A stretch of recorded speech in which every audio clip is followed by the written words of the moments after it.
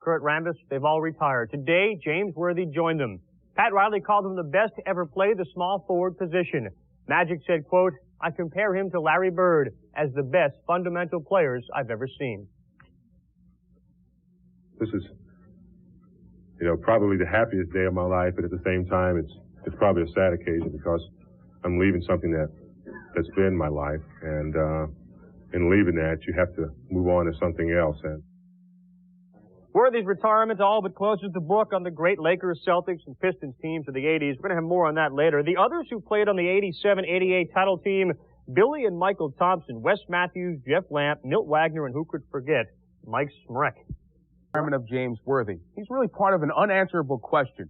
If Worthy was not in the shadow of others, would his talents have been more recognized or more scrutinized? He had his teammates, two of the best to ever play the game. Jordan in college, Magic in the pros. As the final link to LA's Showtime titles calls it a career, Jack Edwards puts the entire spotlight on the man known as Big Game James. Showtime ended a long time ago. This is just the last curtain call for a member of its spectacular cast. James Worthy was the ultimate rich-get-richer story, the only #1 overall pick who has gone to the defending NBA champions.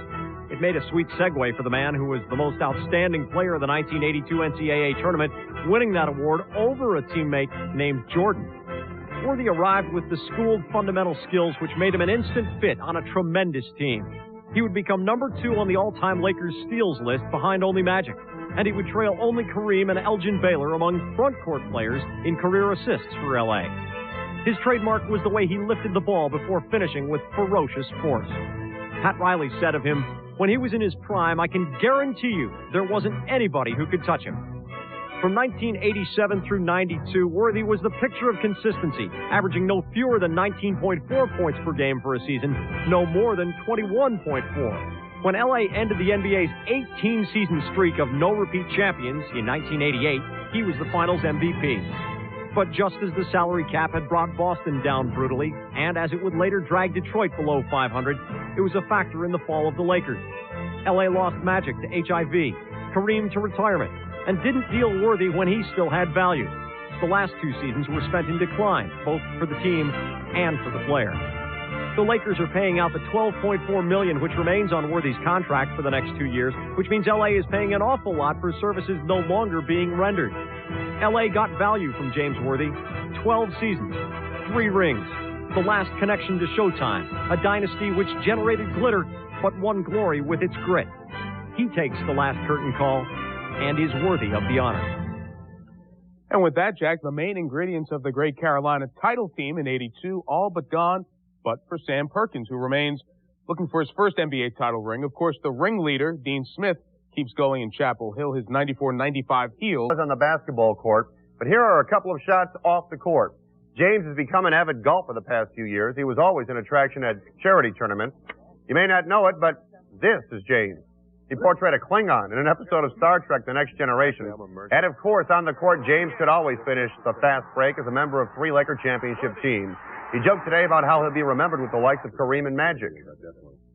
Everybody's going to be remembering Michael Jordan. But I'll probably, by that time, I probably would have grown an ego by that time. So I'll probably be talking about just myself and my MVP year in '88 and how much I made Magic and Kareem a lot better player. Probably by that time, that's what I'll be telling you. MVP and a 7-time All-Star, Laker forward James Worthy did it. He announced his retirement today. James Worthy isn't the first player you think of when Laker Showtime basketball comes to mind. But when you think again, Magic was the beginning of the sentence, Kareem the subject and the predicate, Worthy the period to complete the sentence. Perhaps no one finished the fast break better than Big Game James. Having that third strong player with really not a dominant place to put him, I just became, part of the team and an assassin when necessary. Him and Dr. J were probably the best 2 on the break, finishing the play in the history of basketball. Big Game James is the perfect nickname. In 12 seasons, Worthy averaged over 17 points in the regular season, but over 21 points in the playoffs. when the big game was on the line, James was there. I think it was 87, the dive. To me, that was a big play because it was a play of anxiety. Playing against the Celtics was like going to battle with a foreign country. The former #1 pick from North Carolina has had to adjust the past few years. Slowed by knee injuries, the 33-year-old forward was relegated to contributing off the bench. The recent passing of his mother hurt during training camp, but overall, James had just given basketball all he had to give. This is a day that I'll always remember. I can remember 12 years ago when I signed at Loyola, and I'll remember today as my last day as a Laker. James had a great ride.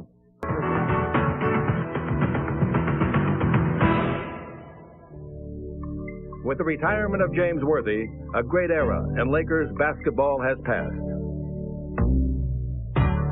Now one of the youngest teams in the NBA, the new Lakers, must establish an identity of their own and find a way to continue the legacy of the great teams of the past. And with the help of talented young players like Eddie Jones, Cedric Ceballos, Nick Van Exel, and George Lynch, the Lakers are displaying the competitive fire necessary to meet the challenge. So stay tuned for the excitement when the Lakers meet the Warriors next